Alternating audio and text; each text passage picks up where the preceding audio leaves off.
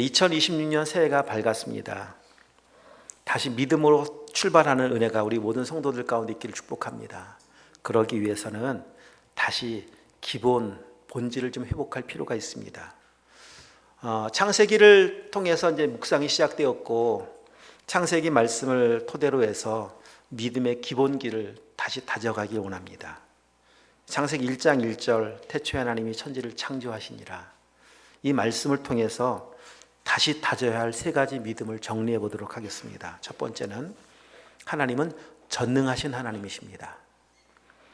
말씀 한마디로 온 우주를 창조하실 수 있는 전능하신 하나님이신 것이 믿어져야 합니다. 우리가 평생 해도 못할 일을, 지금 지구촌 인구가 80억 인구가 다 모여서 평생 해도 못할 일을 하나님 말씀 한마디로 하십니다. 지금 그 하나님, 우리가 믿는 하나님은, 내가 믿는 하나님은 전능하심이 믿는 믿음이 있길 축복합니다. 이건 믿음 회복하셔야 합니다. 그냥 아는 것이 중요한 게 아니라 믿어야 돼요. 두 번째는 이 온 우주 만물을 창조하신 하나님은 지금도 살아계신 분으로 믿어야 합니다. 하나님은 살아계십니다. 하나님이 살아계시다는 증거는 지금 우리가 살고 있다는 증거입니다. 오늘도 해가 떴다는 증거입니다. 여러분 말씀드리지만 지구는 움직이고 있습니다. 시속 1600km로 자전하면서 시속 10만 7천 킬로 속도로 공전하면서 이 우주 공간을 지금 움직이고 있는데 단 한 번도 이탈하지 않고 이렇게 오늘도 우리가 멀쩡하게 눈을 떴다라고 하는 것은 저절로 우연히 어쩌다가 아닙니다. 이 온 우주 만물을 만드신 하나님께서 살아계시기 때문에 가능한 일입니다. 지금도 하나님은 살아계심을 믿길 축복합니다. 세 번째, 하나님은 사랑의 하나님이십니다. 왜 창조하셨을까? 심심해서? 할 일 없어서? 아닙니다. 맨 마지막에 만들 나를 위해서 만드신 겁니다. 우리를 모두를 만드실 때, 사람을 만드실 때 하나님의 형상대로 만들었다고 성경에 기록하고 있지 않습니까? 형상대로라고 하는 의미는 교제가 가능한 대상이라고 하는 겁니다. 우리와 교제가 가능한 대상 되게 하실 만큼 사랑하신 겁니다. 우리 만든 거예요. 이 창조는. 찬양의 가사에 보면 너를 위해 저 별을 만들고 세상을 만들고 아들을 주셨네, 이런 가사가 있습니다. 나를 위해 만들었습니다. 내가 존재함으로 창조가 완성이 되어집니다. 그만큼 나를 사랑하시는 하나님으로 믿는 겁니다.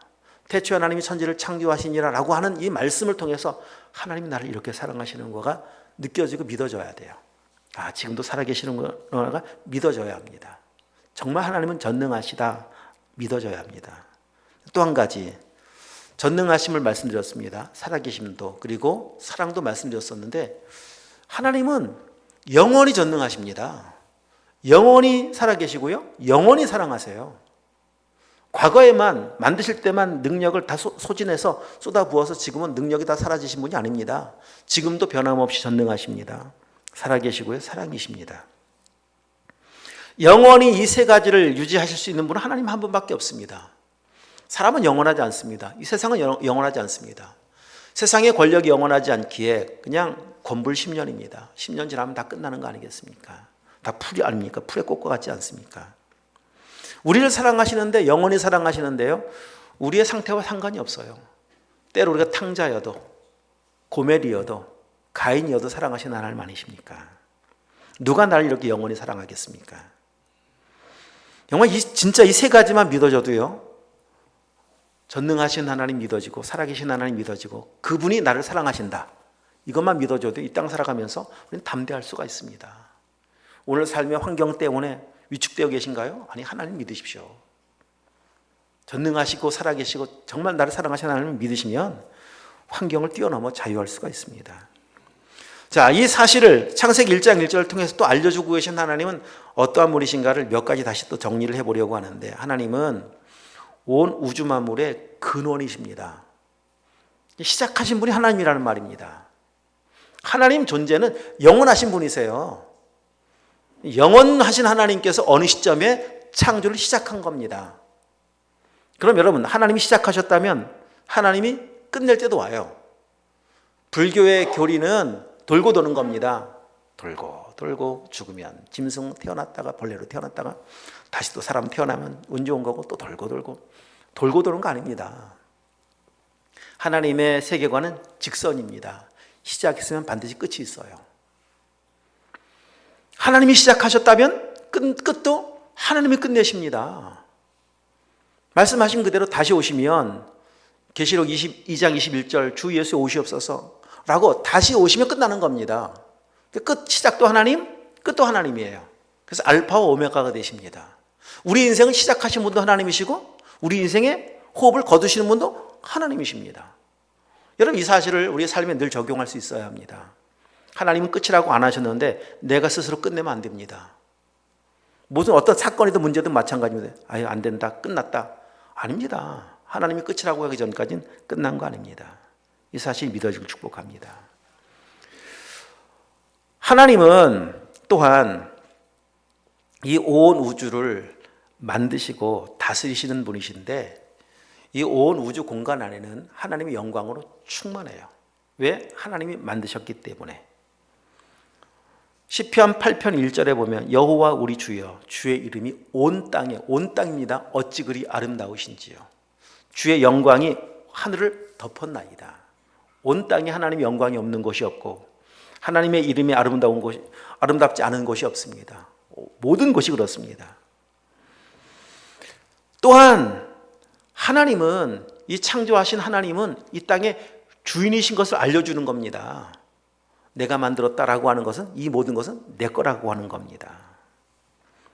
무에서 유를 창조하신 하나님, 여러분 창조하셨다면 그분이 주인 아니겠습니까? 자, 그럼에도 불구하고 우리는 이 죄성을 가진 우리들은 참 착각에 빠져 삽니다. 마치 자신이 주인인 것 같은 주인 행세를 하려고 하는 경우를 보게 되어집니다. 이 세상에 우리의 것은 없습니다. 우리는 흙으로 와서 흙으로 가는데 뭘 가져갑니까? 내 것이면 내가 가져가야죠. 다 놓아야 한다니까요. 내 거 없습니다. 시간이든 물질이든 어떤 공간이든 재능이든 다 하나님께서 우리에게 이 땅을 사는 동안 잠시 맡겨주신 거예요. 우리는 그래서 청직이라고 말을 해요. 이게 정말 인정되길 축복합니다. 여러분, 이거 인정하지 않으면요 한순간 빼앗깁니다. 다 빼앗깁니다. 내 생명 내 겁니다 라고 하는 순간 한순간 빼앗길 수가 있어요. 또한 하나님은 말씀하시면 그대로 이루어지는 것을 성경을 통해 확인할 수가 있었습니다. 말씀하신 대로예요. 말씀 자체가 능력이시기 때문에 어떤 말씀을 하시든지 그대로 돼요. 여러분 지금 창세기 1장을 펴 계신데고 한번 구조를 보십시오. 1장 빛이 있으라 3절입니다. 하시니 빛이 있었습니다. 빛을 있으라는데 뭐 다른 게 생기지 않습니다. 있으라고 한 게 있는 거예요. 또 6절 말씀을 내려가서 보시면요, 하나님 이르시되 물 가운데 궁창이 있어 물과 물로 나누라 하시니까 7절 말씀 나누게 하시고 끝부분에 그대로 됩니다. 말씀하신 대로 그대로 이루어지는 것을 볼 수가 있습니다. 이게 이제 창세기 1장에서 창조의 패턴입니다. 말씀하시면 그대로 되었고 그대로 된 하나님의 피조 상태는 하나님 보시기에 좋았다. 이게 말씀하지 않습니까? 말씀하신 대로 만들어졌다는 겁니다. 이게 그대로 되었다라고 하는 것은 말씀하신 그 말씀 속에 계획하셨던 목적이 말씀하실 때부터 지금까지 영원토록, 이게 끝날 때까지 계속 진행형이라고 하는 겁니다. 넷째 날 해와 달과 별을 만드셨는데 해와 달과 별은 비추는 기능 아닙니까? 비추는 기능의 이 빛은 그때만 비친 것이 아니라 그 빛의 강도는 조금도 변함이 없이 지금도 비추고 있고요. 내일도 비출 거고요. 이게 만드신 하나님의 능력이십니다. 그래서 말씀하신 대로 이루어진다라고 하는 것은 말씀이 계속 유지가 되고 있다라고 하는 것을 알려주고 있습니다.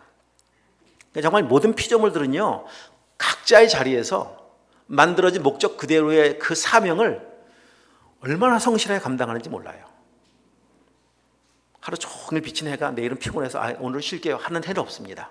그런 경우가 없습니다. 그죠? 똑같이 일정하게 반복해서. 왜? 말씀하신 대로에 이루어져야 하기 때문에 그렇습니다. 자, 또한 말씀이 임하면 하나님께서 이 조화와 질서를 이루어가는 것을 2절 이하의 말씀을 볼 수가 있는데, 2절 말씀 다시 한번 읽어보겠습니다. 2절입니다. 땅이 혼돈하고 공허하며 흑암이 깊음 위에 있고 하나님의 영은 수면에 운행하시니라. 여기 세 가지 혼돈, 공허, 흑암이 있습니다. 창조 전 상태를 이렇게 말씀해 주고 있습니다. 여러 가지 해석이 있지만은 여러 가지 해석을 지금 다 말씀드릴 수 있는 시간이 없어서 그냥 하여튼 이 상태를 말씀하고 있는데, 이 혼돈, 공허, 이 흑암이라고 하는 것은 쉽게 이야기하면 하나님 예수님 만나기 전 우리의 상태이기도 합니다. 사람의 상태이기도 합니다. 삶을 살아가는 모습이기도 합니다. 하나님 떠나 살아가는 사람들의 삶은 늘 혼돈입니다. 무질서고요. 늘 공허함입니다. 늘 허전함입니다. 그리고 그냥 어둠입니다. 깊은 흑암 속에 헤매고 있습니다. 근데 말씀이 임하니까 이 문제가 해결되는 거예요. 자, 다시 생각해 보십시오. 혼돈, 공허, 흑암은 사람의 노력으로 해결할 수 있는 문제들이 아니에요. 어떻게 무질서한 사람이 스스로 질서를 잡아가겠습니까? 공허함의 문제 어떻게 채우겠습니까? 어떻게 어둠의 문제 해결하겠습니까? 사람의 노력으로 안 됩니다. 딱 한 가지 말씀이 임하면 한순간 해결이 되어져요. 혼돈이라고 하는 것은 무질서라고 말씀드렸습니다. 질서를 잡아가는 모습을 4절 말씀해 보실까요? 자, 4절 말씀. 빛이 하나님 보시기에 좋았더라. 하나님이 빛과 어둠을 나누셨다. 그리고 빛을 낮이라 부르시고 어둠을 밤이라 부르시니라. 또 6절 이하의 말씀에 보면 하나님이 이르시되 물 가운데 궁창에서 물과 물로 또 나뉘라 하시니까 7절에 나누게 하시니 그대로 되었다. 나누었다, 나눈다라고 하는 것은 분리시켰다는 말입니다. 잘라냈다는 말입니다. 구별했다는 말입니다. 그러니까 물이 있어도 빛과 어둠이 나뉘어지죠. 물이 있어도 지금 말씀하시는 것까지 궁창은 하늘입니다. 하늘 위에 물도 있고 하늘 아래 물도 있어요. 나누신 겁니다. 이게 질서입니다. 그 말은 경계가 분명하게 세워져 가는 겁니다.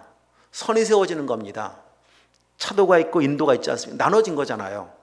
무질서는 인도 차도가 없는 거예요. 얼마나 무질서합니까? 하나님의 말씀이 임한 사람들은 질서를 잡아갑니다. 내가 해야 할 일이 뭔지 알고 가야 할 길 어떤 길인지 알고 하지 말아야 될 것이 무엇인지 아는 겁니다. 그 질서입니다. 질서. 말씀의 은혜가 임하면 날도 마찬가지 아닙니까? 똑같은 날인 것 같아 보여도 이 날은 특별한 날이라고 수없이 말씀드리지 않습니까? 그래서 하나님 말씀이 임하고 은혜가 임하면은요, 이 날을 섬길 줄 알아요. 정말 예수님 만났는데 주일 성수를 우습게 여기더라. 이건 만난 거 아닙니다. 만나면 이 날이 구별되는 날인지 압니다. 이 날은 하나님 예배하는 날, 정해진 날. 정말 천지가 개벽이 되고 두 쪽이 나도 하나님 예배하는 날로 알아요. 이게 질서입니다. 질서. 또 말씀이 임하면 공허함이 충만해져요. 인간의 마음 안에 있는 공허함을 우주를 다 넣어도 채워지지 않을 만큼의 큰 공간이 사람 마음 안에 있어요. 안 채워집니다. 왜 안 채워진지 아십니까? 이건 굉장히 큰 원리가 숨어 있기 때문에 그런 거예요. 자, 1장 26절 앞부분만. 하나님이 이르시되 우리의 형상을 따라 우리의 모양대로 우리가 사람을 만들고. 자, 27절 다 함께. 하나님이 자기 형상 곧 하나님의 형상대로 사람을 창조하시되. 여기까지 보십시오. 사람은 하나님의 형상대로 만들기로 계획하셨고 형상대로 만드셨습니다. 사람 안에는 하나님을 형상을 담을 수 있는 그릇이고 사람만 그런 특별한 존재 아니겠습니까? 사람만 그래요. 사람만.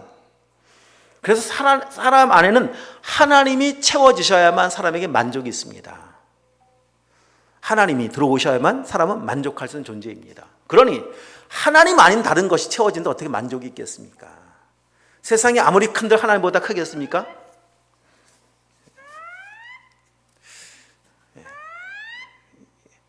낙상이 감지됐답니다. 낙상이 감지됐다 그래요. 기계 믿지 마세요. 기계를 의존하는 그 어리석음에서 빨리 벗어나세요. 이렇다니까요. 기계는. 하나님 믿으세요. 하나님. 그러니까 하나님이 채워져야 만족할 수 있게끔 만든 게 창조 원리인데 거기 다른 건 넣어보세요. 돈으로 채워지겠습니까? 돈이 아무리 많은들 하나님보다 커지고 높아질 수가 있겠습니까? 안 됩니다. 이게 원리라니까요. 근데 하나님이 탁 채워지면, 말씀이 채워지면 만족이 와요. 아무것도 없는데, 나 가진 재물 없는데, 나 남이 가진 지식도 건강도 없는데 만족해요. 왜? 말씀이 공허함을 채웠기 때문이에요. 여러분, 우리 그렇게 하나님만 채울 수 있습니다. 이게 믿어지길 축복합니다. 또 말씀이 임하면 흑암의 문제가 해결됩니다. 어둠을 사람이 해결 못해요. 여기 캄캄한 어둠으로 가득 채워져 있습니다. 밤새도록 퍼내보십시오. 바가지 가지고 퍼내지겠습니까? 그대로죠. 근데 어둠을 몰아내는 방법 너무 쉽잖아요. 스위치 올리면 돼요. 빛이 임하면 돼요. 그래서 하나님은 존재가 빛이십니다. 제일 먼저 빛을 만드신 거예요. 빛이 있으라. 이 빛은 물론 물리적 빛은 아닙니다. 그냥 근원이 무엇인가 알려주시는 거예요. 말씀이 빛이신데 말씀이 임하면 내 속의 어둠은 한순간 사라집니다. 그럼 어둠이 사라지고 빛이 임했다라고 하는 게 뭐냐 도대체. 빛된 삶의 모습을 성경 말씀에서는 에베소 5장 거긴 한번 좀 찾아가셔서 더 보도록 하십니다. 접어두시고 에베소 5장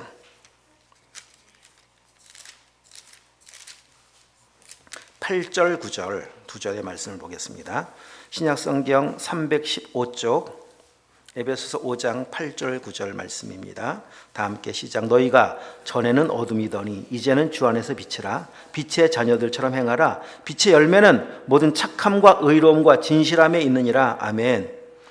우리의 존재를 이렇게 말씀하십니다. 전에는 어둠이었었는데 캄캄 흑암이었었는데 이제는 빛이다 라고 하는 것은 빛을 모셨다는 겁니다. 내 스스로 빛이 된 것이 아니라 말씀이 내 안에 오시니까, 말씀인 빛이 내 안에 오니까 우리 빛의 자녀가 된 거예요. 그럼 빛의 자녀의 삶을 9절 말씀하신 것 같이 그 열매는 착함, 의로움, 진실함입니다. 빛은 드러내는 거잖아요. 속성 자체가. 어둠 가운데 있다라고 하는 것은 모르는 겁니다. 흑암이 깊음 가운데 있다라고 하는 것은 사람의 마음을 알 수가 없어요. 그런 속담이 나온 겁니다. 10길 물속으로 날아도 한 길 사람의 마음을 모르더라. 알 수가 없습니다. 무슨 생각을 가지고 있는지, 어떻게 사는지를 도무지 알 수가 없습니다. 그런데 빛이 임하면은요, 알게 되어져요. 진실해지기 시작합니다. 내 삶이 드러나기 시작합니다. 감추지 않습니다. 숨기지 않습니다. 능력은 진실함이 능력이에요. 빛이 능력 아닙니까? 감추는 거는 능력이 아닙니다. 마귀는 계속 속이죠. 들키지 말아라. 그 능력 아닙니다. 그 속임수에 속으면 안 됩니다. 언제 우리가 진실해지는 줄 아십니까? 하나님의 은혜가 임하면 진실해집니다. 감추려고 하지 않습니다. 내 있는 모습 그대로 나가는 겁니다. 여러분 정말 하나님의 은혜가 임하여서 우리를 향해서 빛의 자녀라고 말씀하시는데 우리의 빛이 어느 정도의 빛인가 하면 시편 37편 6절 같은 빛, 정오의 빛과 같은 빛의 그 밝기로 사신 은혜가 축복합니다. 늘 한결같고 늘 똑같고 늘 투명하고 얼마나 큰 능력이겠습니까? 이거 어떻게 한다? 말씀이 하시는 겁니다. 말씀이 임하면 혼돈, 질서가 잡아가기 시작하는 거고요. 말씀이 임하면 그 공허함을 충만함으로 채워서 늘 기쁨 속에 살 수 있는 거고요. 말씀이 임하면 어둠이 사라지고 하나님께서 주신 빛의 자녀의 삶, 착함과 의로움과 진실함의 삶을 살아가는 겁니다. 이게 능력입니다. 이 삶 자체가 능력입니다. 자, 하나님은 또한 말씀으로 창조하시고 계속 말씀하시는 하나님 말씀하시는 분이십니다. 우리 지난 금요일날도 말씀드렸었지만은 이게 세상을 만든 원리와 사람을 만든 창조 원리가 달라요. 세상은 말씀으로 만들었고 말씀으로 만든 피조물은 그냥 말씀하신 대로 됩니다. 근데 사람은 흙을 빚어서 만들어 놓은 다음에 그 다음에 말씀하세요. 사람을 말씀으로 안 만들었다는 겁니다. 사람아 흙아 빨리 빚어서 사람이 되게 하라 이렇게 안 하고 직접 빚어 놓으셔서 그 코에 훅 생기를 불어넣으셨고 그 다음에 말씀하세요. 그게 28절이거든요. 1장 28절. 생육하고 번성하여 땅에 충만하라. 땅을 정복하라. 바다의 물고기와 공주 하늘의 새와 온 땅과 땅에 기는 모든 것을 다스려라. 그리고 2장 17절 말씀에 넘어가서 보시면 선악을 알게 하는 나무 열매는 먹지 말라. 하여튼 말씀을 그 뒤에 계속 하십니다. 지금도 말씀하시잖아요. 그 말은 하나님, 자 이거 정리 한번 하십니다. 하나님은 따라합시다. 하나님은 지금도 말씀하신다. 그 의미는 뭔가 하면은 하나님은 인격의 하나님이라는 겁니다. 말씀하신다는 건 인격적이라고 하는 거예요. 비인격은 말씀이 필요 없는 겁니다. 그냥 하고 싶은 대로 하는 거예요. 그러니까 인격의 하나님이 얼마나 놀랍게 말씀하고 계시는지 계시록 3장 20절 말씀에 가보면요, 내가 문 밖에 서서 두드리노니 능력이 없어 문을 못 엽니까? 하나님께서? 비밀번호를 몰라서 문을 못 여십니까? 아닙니다. 열 수 있는데도 불구하고 두드리신다고 말씀하세요. 인격이라는 겁니다. 스스로 음성을 듣고 스스로 문을 열 때까지 기다리십니다. 여러분 문 열어보면은요, 하나님은 그 밖에도 계셨어요. 그 추운 겨울에도 어디 다른 데 안 가시고 그 자리에 계셨어요. 문 열어보면은요, 나를 향해서 그 복음을 받아들일 때까지, 말씀을 받아들일 때까지 한 번도 떠나지 아니하시고, 정말 쉬지도 아니하시고 주무시지도 않고 졸지도 아니하시고 그냥 끊임없이 그 앞에서 녹화하고 계셨다니까요. 인격이라는 말입니다. 그 말은 지금도 기다려 주십니다. 말씀 앞에 반응할 때까지. 자, 창세기 이제 2장으로 다시 한번 가서 보시면 2장 17절 말씀, 그 말씀하셨던 내용 하나 더 보도록 하겠습니다. 2장 16, 17절 다 함께 시작. 여호와 하나님이 그 사람에게 명하여 이르시되 동산 각종 나무 열매는 내가 임의로 먹되 선악을 알게 하는 나무 열매는 먹지 말라. 내가 먹는 날에는 반드시 죽으리라 하시니라. 아멘. 자, 선악과를 만드시고 먹지 말라고 말씀하신 이 말씀이 잘 믿어지지 않아서 하나님 오해하는 분들이 얼마나 많은지 모릅니다. 왜 만드셔서 또 만드셔서 그 사람에게 이렇게 그냥 어려움을 주시고 먹지 말 이 벌을 주시고 이 고통스럽게 하십니까? 마치 먹지 말라고 하는 이 말씀, 먹지 말라고 하는 제안한 것 때문에 하나님을 향해서 폭구처럼 생각을 합니다. 다 주셔야 된다고 생각하는 거예요. 여러분, 다 주는 게 사랑 아닙니다. 그 의미 잠시 뒤에 말씀드리겠습니다. 여러분, 그냥 선악과 자체를 먹지 못하게 만드는 것이 목적이라면 그건 어렵겠습니까? 그렇겠죠. 그것도 못 먹는 그냥 어떤 음식이 아니라 어떤 어떤 물건이든 뭐 중에 사물 중에 하나를 만드는 것은 전혀 어려운 일이 아니에요. 먹지 말라고 말씀하신 것은 여기 하나님이 인격이신 것을 알려주시기 위한 목적이 있습니다. 그 뒤에 잠시 뒤에 말씀드리겠습니다. 또 왜 만드셨는가를 이제 통해서 알려드릴 겁니다. 다시 이제 쉽게 예를 들어서, 자, 요걸 보니까 보암직스럽고 먹음직스럽고 막 그러나요? 막 침이 꿀꺽꿀꺽 넘어가나요? 아니죠. 그런 분 안 계세요. 왜냐하면 누가 봐도 이 쇳덩어리는 먹을 수 있는 게 아니거든요. 선악과도 이렇게 만들 수 있다니까요. 그리고 안 먹는 모습 보면서 야, 내 말 잘 듣는구나 이럴 수 없다는 겁니다. 말씀해 놓으신 하나님은, 인격인 하나님은 인격으로 반응해서 말씀에 순종하는 모습을 보고 싶으신 거예요. 그게 선악과를 만든 첫 번째 목적이기도 합니다. 하나님이 사람을 만들 때 우리를 만든 목적은 우리를 부려먹는 종이 아니라고 말씀드렸어요. 교제 대상으로 만들었습니다. 교제하려면 거기엔 뭐가 반드시 필요한 건 사랑이 확인되어져야 돼요. 사랑이 확인하기 위해서는 또 뭐가 필요하냐면 자유를 줘봐야 됩니다. 자유가 없으면 인격이 아닙니다. 자유를 제한하면 인격이 아니잖아요. 조금 전에 제가 기계 믿지 말라고 말씀드렸었는데 요즘은 그런 분들도 계시더라고요. AI와 교제하는 분들이 계시더라고요. 오늘 심심한데 뭐 하지? 대화를 주고받습니다. 대화가 됩니다. 오늘 피곤한데 교회 갈까 말까? 애가 뭐라 그럴까요? 아유, 그래도 교회 가셔야죠. 하나님 자녀 아니십니까? 그럴까요? 자, AI는 인격이 아니에요. AI는 교제가 아닙니다. 왜 인격이 아닌가 하면은요, 인격은 자유가 주어져 인격이라고 말씀드린 거예요. 기계 버튼을 딱 누릅니다. AI는 피곤해도 반응을 합니다. 주인님 부르셨어요? 반응을 합니다.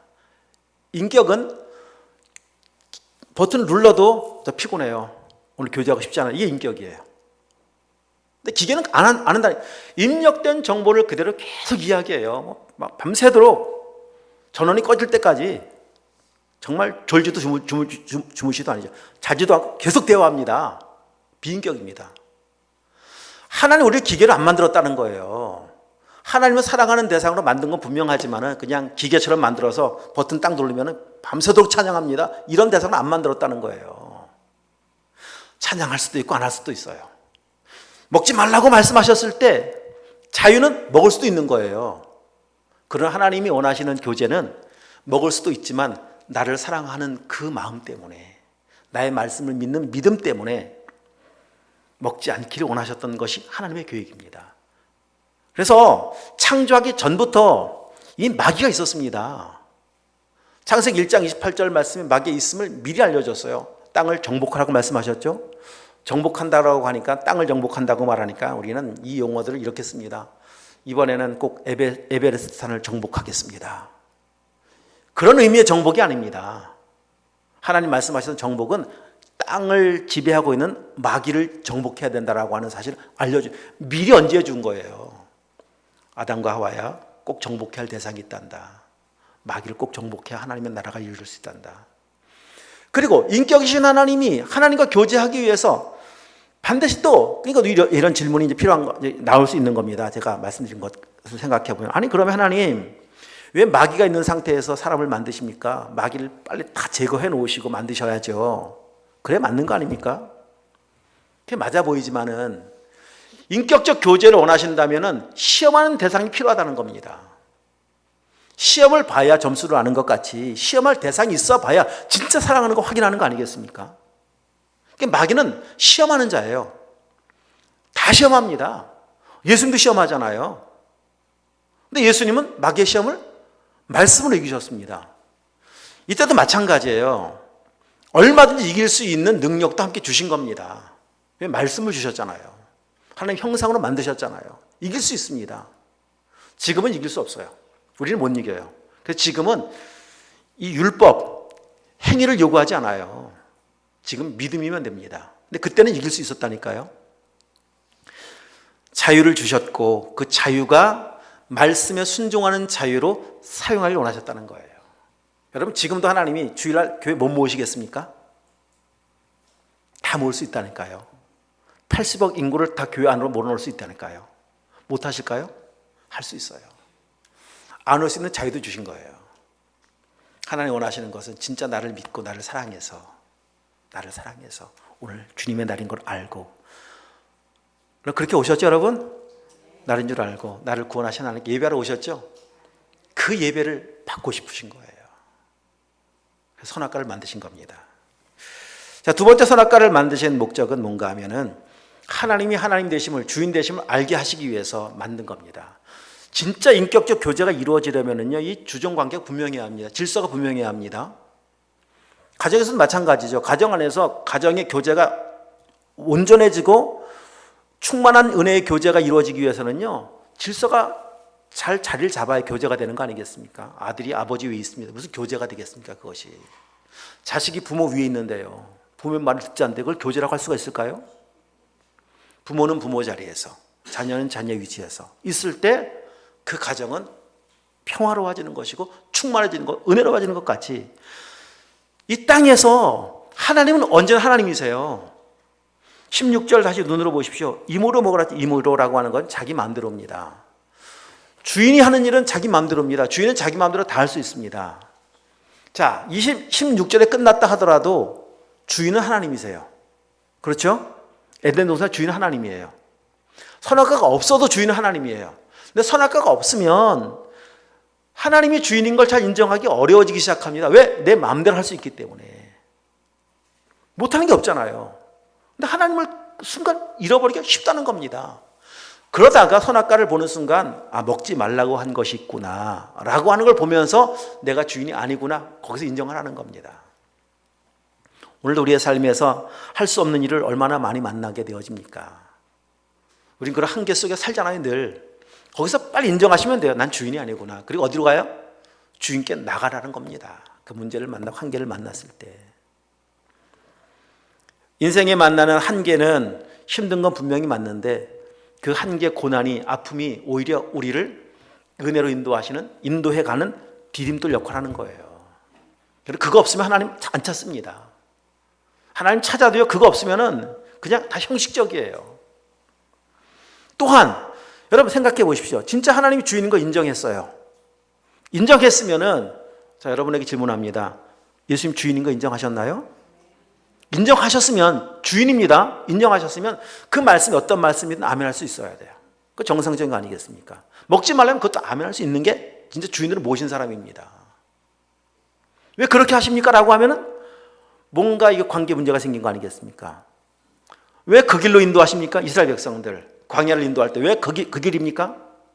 왜 먹을 게 이것밖에 없습니까? 왜 마실 거는 계속 불평하죠? 그러니까 광야에 나왔지만 아직 주인이 안 된 거예요. 정말 주인으로 고백하는 사람은요, 그 말씀이 어떤 말씀이든 그냥 아멘입니다. 아멘. 네, 맞습니다. 그 제가 해야 할 일 맞습니다. 그 길 제가 갈 길 맞습니다. 성경의 비유로 말씀하셨던 종의 이야기를 보십시오. 밖에서 하루 종일 일하고 왔어요. 그리고 와서는 오자마자 하는 일이 뭔지 아세요? 주인 저녁 밥상만 부엌에 들어가서 밥을 짓습니다. 그 또 하는 일 뭔지 아세요? 그 밥상 옆에서 다 드실 때까지 그냥 시중 들고 있습니다. 성경 이런 말, 그렇다고 주인이 종에게 살해하겠느냐? 종은 마땅히 해야 할 일 제가 한 것밖에 없습니다. 이게 종이라고 하는 겁니다. 여러분, 주인이라고 말을 하면서, 입으로 말하면서 뭔가 이루어지고 있는 일이 불평하고 있다면 이게 뭔가 문제가 있다는 겁니다. 말씀에 순종하는 것을 내가 취사 선택하고 있다면 어느덧 내가 슬쩍 주인의 지분을 내가 차지하려고 하는 그 죄성이 나를 지배하고 있다는 거예요. 정말 주인이시라면 아멘입니다. 아멘. 모든 것이 아멘입니다. 세 번째 중요한 선악과를 만든 목적은 선악과를 통해서 하나님의 완전한 나라가 에덴 동산 가운데 이루어지길 원하셨어요. 자, 완전하신 하나님의 나라가 이루어지려면 에덴에 마귀가 사라져야 돼요. 마귀가 있는 한 하나님의 나라가 될 수가 없습니다. 그럼 마귀를 제거해야 되는데 제거할 방법으로 선악과를 만들어 놓으신 거예요. 마귀를 잡으려고. 마귀가 하는 일은 뭔가 하면 하나님의 말씀과 진리와 반대의 말을 하게 만들어요. 하나님 먹지 말라고 말했는데 마귀는 먹으라고 그러잖아요. 하나님은 반드시 죽는다고 말씀해 놓으셨는데 마귀는 안 죽는다고 그러잖아요. 여러분, 항상 우리는 에덴 동산에 아담과 하와가 그랬듯이 지금도 마찬가지로요. 하나님의 말씀, 이 말씀, 진리와 말씀과 잘 보십시오. 진리와 마귀의 유혹 사이에 우리가 있습니다. 여기에 우리가 있는 거예요. 우리의 삶의 원리가 그렇습니다. 말씀을 따라가는 게 믿음입니다. 말씀이 아닌 게 우리를 유혹해 올 때 하나님 말씀인 건 분명히 이걸 아는데 내 생각이든 환경이 계속 우리를 향해서 말씀과 반대편으로 가려고 할 때 환경 쫓아가면 지는 거예요. 그때 아담이 마귀가 유혹을 할 때 아담이, 물론 여자죠, 먼저는 여자가 하나님께 나가서 하나님, 저는 분명히 말씀은 먹지 말라고 하셨고 먹으면 죽는다고 하는 걸 제가 들었습니다. 근데 이상한 놈이 먹으라고 그러고 안 죽는다고 그래요. 어떻게 할까요? 하나님께 나가면서 한다니까요. 그럼 하나님은 바로 그때 마귀를 그냥, 이미 마귀는 만들기 전부터 타락해서 존재하고 있었는데 그냥 마귀를 위해 준비해 놓은 저 영원한 무적이 있습니다. 집어넣으면 끝나는 거예요. 왜? 진리를 대적했잖아요. 현행범 아닙니까? 그럼 하나님 나라가 이루어지는 건데 안타깝게도 사람이 걸려버렸어요. 그 덫에 사람이 걸렸어요. 마귀 유혹에 넘어진 겁니다.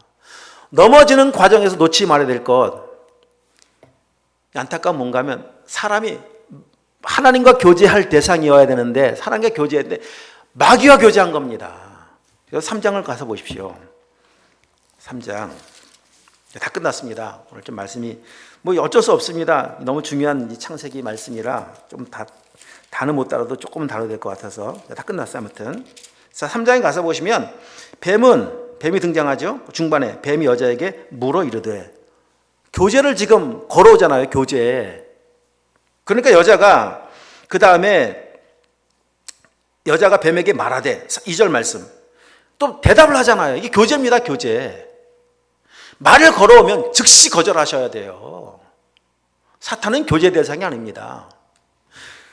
잠시, 그러니까 하나님과 교제, 사탄의 교제와 동시에 이루어질 수 있을까요? 자, 마귀와도 교제하고 하나님도 될 수 있을까요? 없잖아요. 빛과 어둠이 공존할 수 없는 것까지 둘 교제는 없습니다. 마귀와 교제하고 있다라고 하는 것은 하나님의 교제가 중단됐다는 거예요. 중단되면 그 틈을 이용하고 마귀의 교제가 길어지는 순간, 계속 이어지는 순간 결국은 말씀을 버리는 결과가 오더라. 여러분, 그래서 승리하기 위해서는 하나님과 교제 소홀히 하면 안 돼요. 말씀과 기도의 생활 이거 소홀히 하면 안 됩니다. 그냥 멈추면 죽는 거예요. 자, 이렇게 해서 선악과를 먹고 이제 범죄했습니다. 먹으면 죽는다고 말씀하신 그 2장 17절의 말씀 속에는 사람도 죽는 거지만 이 죽음의 의미 속에는 하나님의 죽음도 함께 포함되어 있다 말씀드렸었죠. 나도 죽어 먹으면. 그 말은 하나님은 창조 전부터 자유를 주셨을 때 자유에 대한 대가가 자신의 아들이 죽는 거예요. 선악과 만들어 놓고 옆에 구급 119 구급대를 준비해 놓았어요. 그리고 선악과 준비해 놓으신 겁니다. 선악과 만든 겁니다. 그리스도 준비해 놓으시고 만든 거예요. 여러분 보십시오. 만들어진 사람, 범죄한 사람들이 어떻게 사는지를 창세기 3장 쭉 뒤에 보면은요. 하나님 음성을 듣고 피합니다. 도망갑니다. 숨습니다. 하나님 앞에 나오려고 하지 않습니다. 그래서 말씀드리죠. 교회에서 제일 명당의 자리, 우리 교회는 없어서 다행이에요. 기둥 뒤가 돼버린 거예요. 기둥 뒤. 교회 와서 숨으려고 그래요. 여러분 세종문화회관 비싼 돈 주고 가셨습니다. 좌석 배치 받고 기둥 뒤에요. 할렐루야예요? 왜 거기서는 할렐루야 안 하면서 짜증내면서 여기 앉으려고 그러면서 왜 교회에서는 기둥 뒤에 숨으려고 그러십니까? 이게 죄성이라니까. 죄성. 심각하게 싸웁니다. 부부 사이가. 남편 때문입니다. 아내 때문이다. 다 탓합니다. 이게 죄성입니다. 다 탓합니다. 아유 이것 때문에 저것 때문에 뭐 이것 때문에 저것 때문에 아이 부모 탓 조상 탓 목사님 탓 날씨 탓 이것 탓 저것 탓. 죄성이죠. 죄성. 그리고 심각하게는 하나님을 향해서 삿대질합니다. 하나님 잘못 만드셨잖아요. 이 한심한 죄인들을 향한 하나님의 사랑이 서두에 말씀드렸어요. 변함이 없다. 영원하시다. 그래서 구급차 준비 딱 대기시켜 놓았다가 바로 심폐호흡 소생하기 시작하더니 살릴 방법들로 창세기 3장 15절 말씀하시는 거예요. 그리스도 준비해 놓은 그리스도 보내시겠다고 약속하시는 것이고 약속하신 대로 오셨고 죽으셨고 다시 살아나셔서 창세전 계획하셨던 계획을 성취하신 분 아니십니까? 성경의 내용은 바로 그렇게 나를 향해 사랑하시는 나를 향한 영원한 사랑 이야기예요. 성경 이야기를 읽다 보면은 말씀 읽다 보면 그 사랑이 마음 가운데 와 닿기 시작하면서 다시 일어날 용기가 생기는 거 아니겠습니까? 이런 말씀의 교제, 나를 향한 사랑의 이야기를 그냥 덮어두지 마시고 보십시오. 그 사랑 때문에 다시 용기를 얻으시고 힘을 얻으시고 올 한 해 하나님께서 주시길 원하셨던 그 하나님 나라의 충만함이 우리 온 성도들의 삶 가운데 가득하시길 축복합니다. 아멘. 기도하시겠습니다. 하나님 아버지 감사합니다.